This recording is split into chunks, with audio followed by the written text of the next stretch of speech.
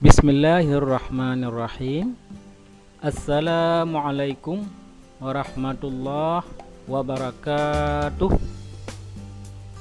Baiklah para siswa-siswi sekalian, pada kesempatan kali ini kita akan mencoba membahas materi lanjutan di semester yang kedua ini tentang pengaruh dinamika atmosfer dan dampaknya terhadap kehidupan.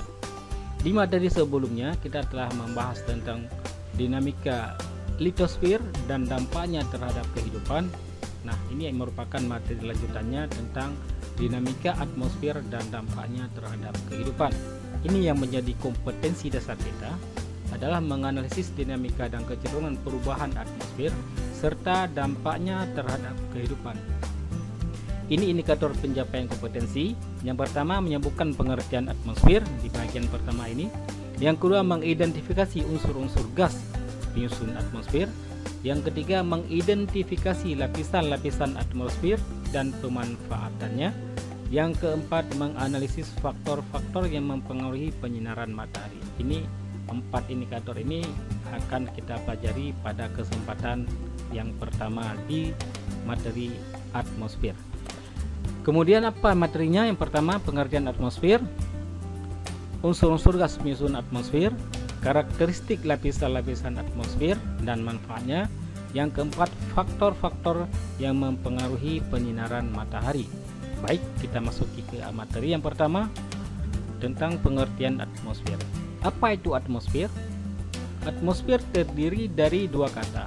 Yang pertama atmos, yang kedua sphere. Atmos itu adalah uap dan sphere adalah lapisan. Jadi atmosfer secara bahasa adalah gas yang meliputi bumi atau lapisan-lapisan gas yang menyelimuti bumi. Atmosfer merupakan lapisan udara yang menyelubungi bumi yang terdiri atas pola berlapis gas dengan ketebalan lebih kurang 1000 km dari permukaan bumi. Lapisan gas tersebut karena pengaruh gravitasi bumi bersama bumi akan ikut berotasi dan berevolusi kecuali jika terjadi angin kencang. Ini akan terjadi mengikut angin kencang, tidak lagi mengikut pada pola arus rotasi dan revolusi. Atmosfer ini berfungsi untuk melindungi bumi dari gangguan benda-benda angkasa dan radiasi matahari. Kemudian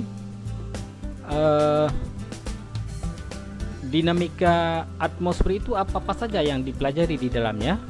Yang pertama menyangkut tentang semua peristiwa yang terjadi di atmosfer. Apa saja peristiwa yang terjadi di atmosfer? Yang pertama awan, bisa atau keawanan. Yang kedua hujan, angin badai, petir, embun, kemudian global warming dan peristiwa-peristiwa lain yang terjadi di atmosfer. Kemudian coba kita lihat yang kedua, apa unsur-unsur gas apa saja yang terkandung di atmosfer. Ini ada dua unsur. Yang pertama ada unsur utama dan yang kedua ada unsur minor atau unsur yang kecil. Unsur utamanya ada 4. Yang pertama nitrogen, terdiri dari dengan jumlah 78,084%.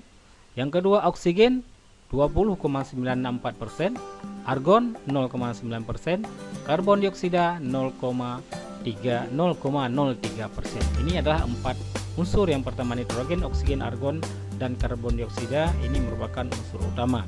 Dan selebihnya merupakan unsur minor yang sedikit. Unsur-unsurnya yang terdiri dari jumlah yang sedikit, seperti neon, helium, krypton, xenon, nitrogen dioksida, dan metana. Kemudian apa sifat atmosfer yang bisa kita pahami? Ini ada 5 sifat. Yang pertama, dia tidak memiliki bau, tidak memiliki warna, dan tidak mempunyai wujud. Artinya dia tidak bisa kita lihat, tapi bisa kita rasakan keberadaannya. Kemudian transparansi. Apa bukti dari transparansi dari atmosfer? Buktinya adalah sinar matahari yang jauh di ruang angkasa ini dapat menembus ke permukaan bumi. Ini merupakan bukti transparansi dari atmosfer. Yang ketiga, memiliki berat. Apa bukti memiliki berat?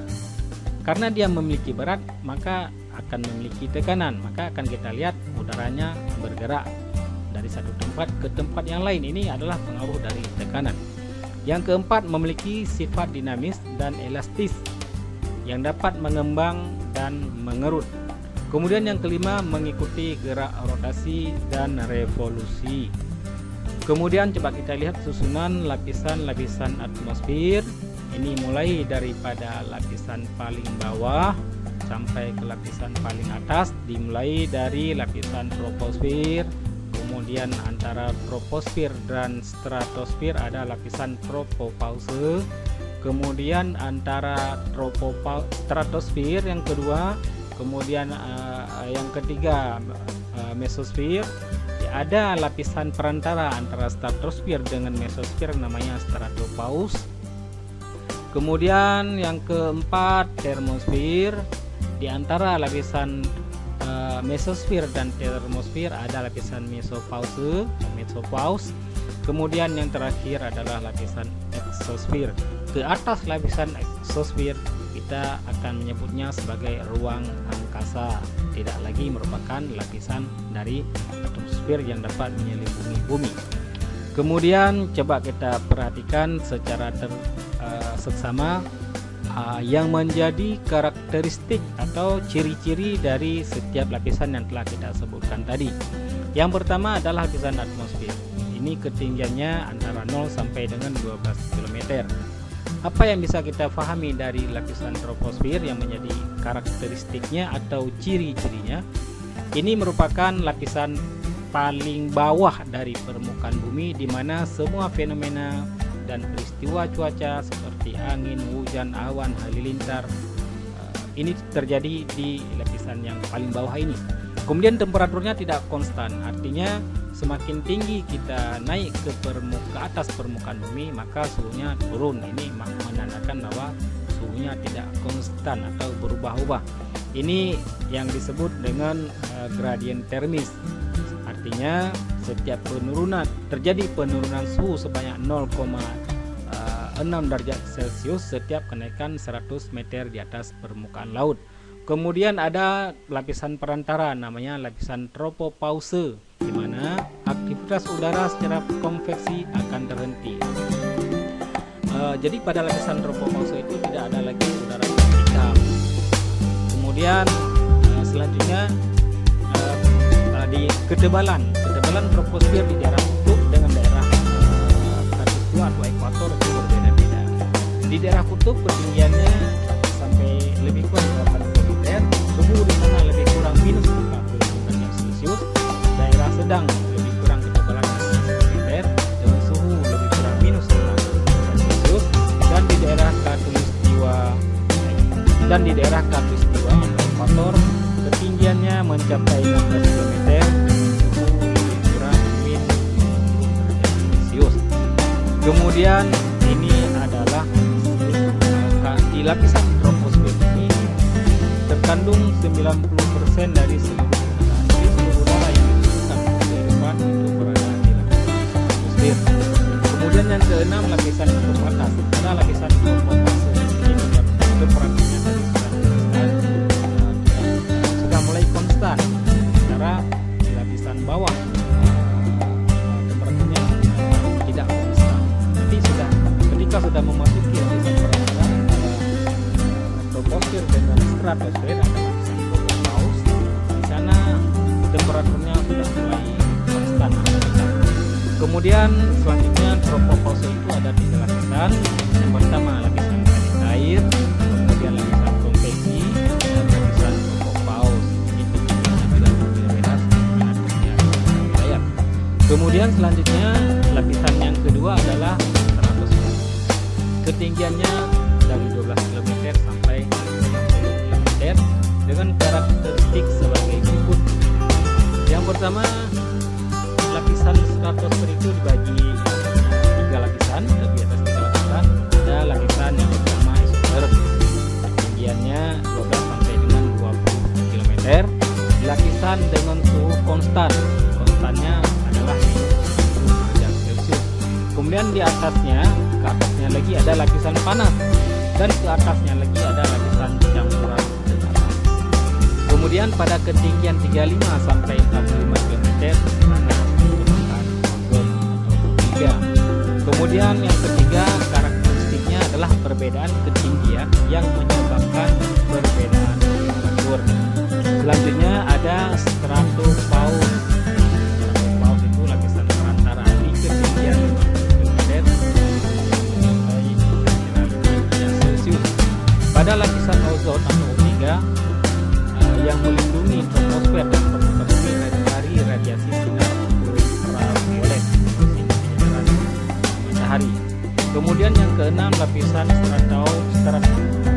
stratopaus temperaturnya konstan mencapai 45 derajat. Kemudian pada lapisan stratosfer inilah pesawat terbang mengudara lintasannya adalah di daerah ketinggian 12 sampai 6 meter di lapisan stratosfer. Kemudian lapisan yang ketiga adalah mesosfer. Ini ketinggiannya mencapai 60 sampai dengan 80 km. Karakteristiknya yang pertama sebagai pelindung bumi dari serangan benda-benda meteor, benda-benda langit. Yang kedua, temperaturnya antara minus 50 derajat sampai dengan 70 derajat Celcius. Nah, ini adalah lapisan tertinggi di mesosfer mencapai minus 90 derajat di ketinggian. Kemudian di sini berlaku gradien tertentu. Gradiennya setiap perikatan 1000 meter. Suhunya juga akan turun sebanyak 2,5 sampai 3 derajat. Kemudian ada lapisan perantara antara mesosfer dan ionosfer adalah lapisan mesopaus. Kemudian yang keempat, lapisan termosfer. Lapisan termosfer karakteristiknya adalah yang pertama, sebagian molekul dan atom-atom udara mengalami ionisasi. Kemudian temperaturnya berkisar antara 40 derajat sampai dengan 1230 derajat Celcius. Di lapisan ini ada yang dikenal dengan inversi, artinya semakin tinggi atas juga. Kemudian yang keempat, lapisan ini dibagi beberapa bagian. Penjelasannya di karakteristik lapisan yang kelima, yaitu lapisan ionosfer. Lapisan ionosfer ketinggiannya 100 sampai dengan 800 km.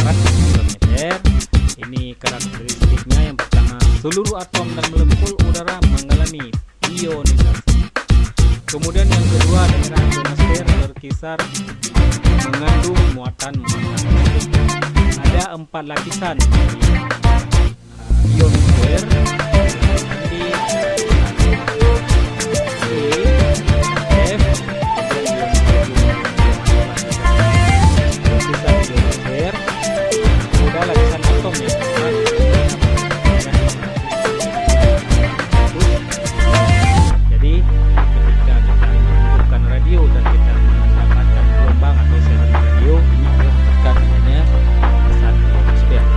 Kemudian yang kelima adalah exosfer, paling luar dari permukaan bumi. Paling luar adalah exosfer. Ketinggiannya 800 sampai dengan 3260 km.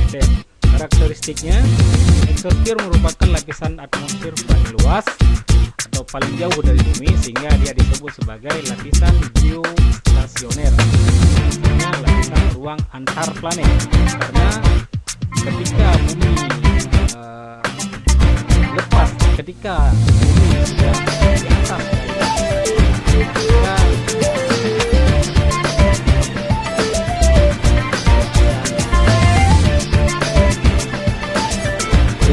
atasnya adalah kemudian yang kedua, meteor mulai berinteraksi dengan kemudian yang ketiga,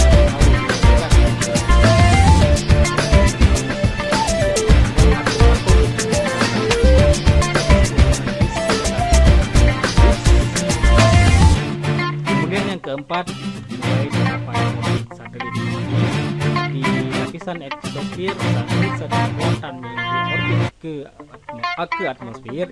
Ini orbitnya adalah di lapisan, sudah mulai ditemukan di lapisan eksosfer. Kemudian apa manfaat atmosfer bagi kehidupan kita, tapi bagi kehidupan tumbuhan, hewan, manusia. Yang pertama, menjaga kelangsungan siklus udara.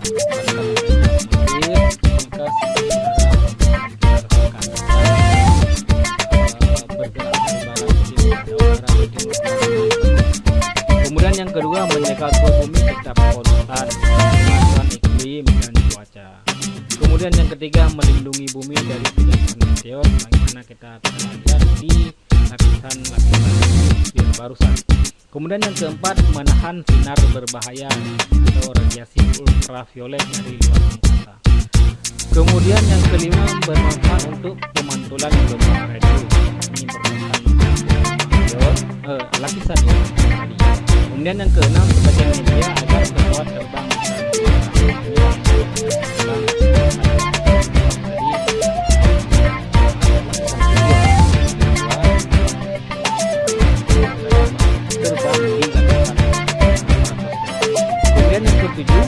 ozon dapat menyerap radiasi ultraviolet. Manfaat ozon bagi kehidupan manusia atau kehidupan di muka bumi itu adalah sebagai penyeimbang atau penyaring dari radiasi. Jika lapisan ozon tidak ada, maka bisa dibayangkan bagaimana suhu yang ada di permukaan bumi semakin terbayangkan, tidak lagi penyaring. Kemudian yang ke-8, O2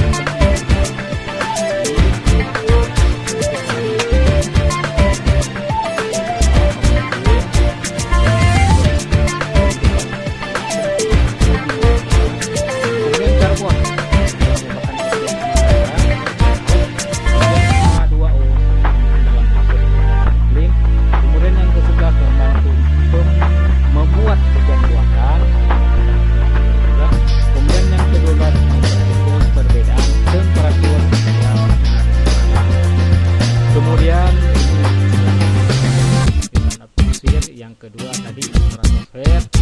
Di lapisan inilah pesawat udara pesawat terbang mengudara, sehingga lintasan yang telah ditentukan bisa dilintasi dengan benar adalah. Kemudian materi kita yang selanjutnya, yang ketiga adalah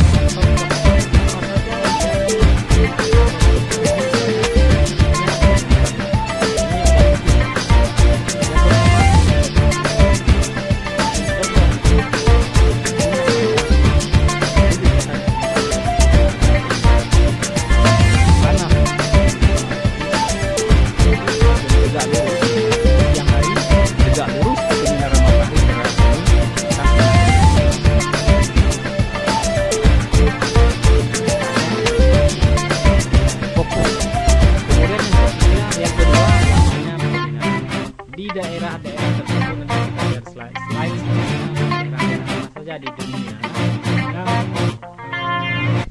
yang mendapatkan penyinaran terlama ataupun tersedikit. Ini akan kita lihat di slide selanjutnya. Kemudian yang ketiga, tinggi rendahnya tempat tertentu yang memiliki ketinggian tertentu di atas permukaan laut, maka suhunya atau penyinarannya suhu yang diterima oleh bumi atau penyinaran yang diterima oleh bumi. Kemudian keadaan udara, ini berkaitan dengan kejernihan atmosfer. Ketika atmosfernya jernih, maka sinar matahari yang diterima oleh bumi tidak ada terhalang. Sementara ketika terjadi proses keawanan atau mendung, maka sinar matahari yang diterima oleh bumi sedikit akan tidak ada. Kemudian angin dan arus laut. Kemudian keadaan tanah. Keadaan tanah ini adalah permukaan tanah.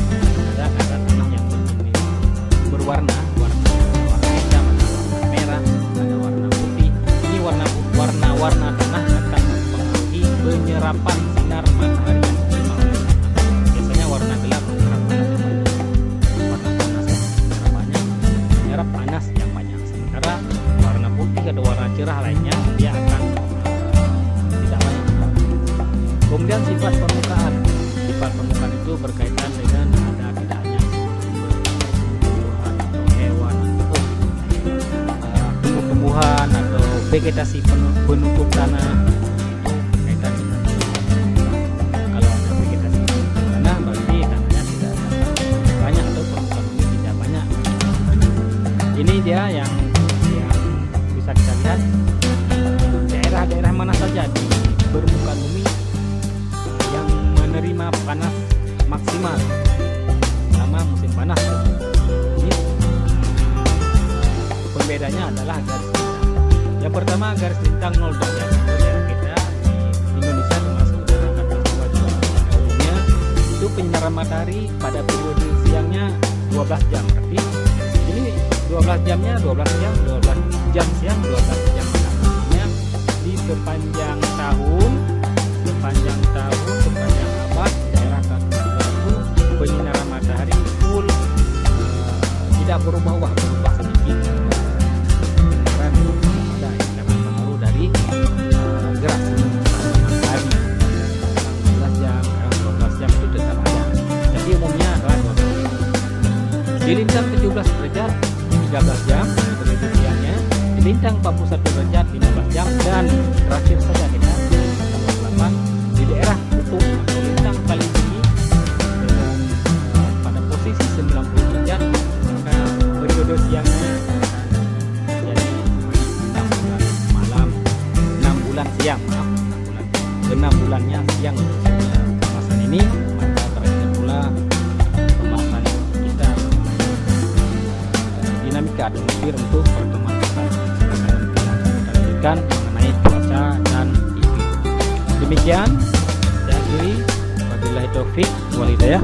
Assalamualaikum warahmatullahi wabarakatuh.